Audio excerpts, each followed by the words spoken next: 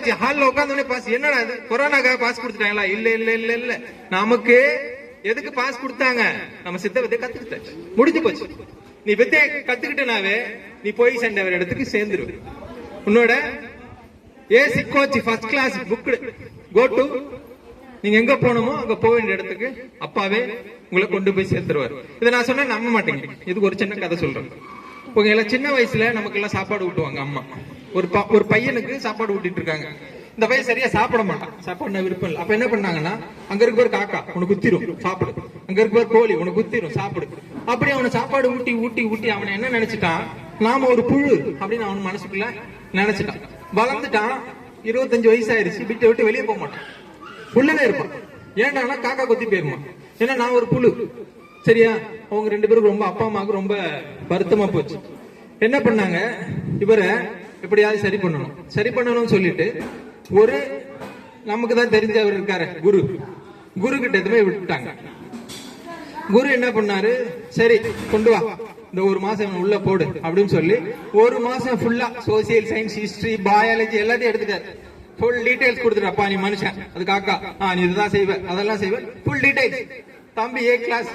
அவங்க அப்பா அம்மா வந்தாங்க, தம்பி ரெடி, நீங்க கூட்டு போலாம் அப்படின்னாரு.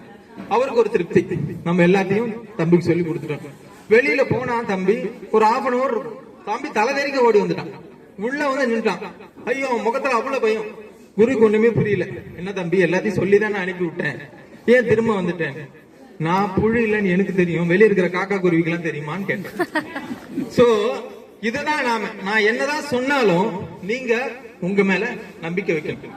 ஓகேங்களா? நான் அதை தான் உங்ககிட்ட எதிர்பார்க்கிறேன். நான் அப்பா என்ன சொல்ல வர்றாருன்னா, வித்தியார்த்தின்றவன் தன்னம்பிக்கையோட இருக்கணும். அவனோட அவனோட ஆயுதமே தன்னம்பிக்கை தான். அவன் எந்த இடத்துலயும் என்ன இங்க எடுத்து விட்டாரு, நான் இப்ப பேசணுன்றதுக்காக பேசல, யாரோ ஏறிக்கி விட்டாலும் அவங்க பேசுவாங்க. அதுதான் அப்பா அவங்கள உருவாக்கி இருக்க விதம்.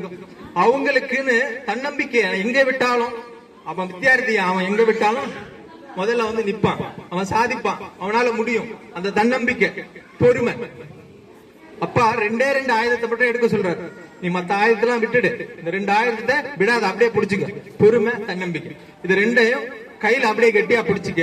நீ போக வேண்டிய இடத்துக்கு நான் உன்னை கூட்டு போறேன், நான் உன் கூடவே இருப்பேன், நான் வெளியெல்லாம் இல்ல, உனக்குள்ளதான் இருக்கேன் அப்படின்னு உங்ககிட்ட சொல்லாம சொல்லுவார். உங்களை அவங்க கொண்டு வந்து கரெக்டான இடத்துல சேர்த்துருவார். சரிங்களா? சோ எல்லாருக்கும் நன்றி.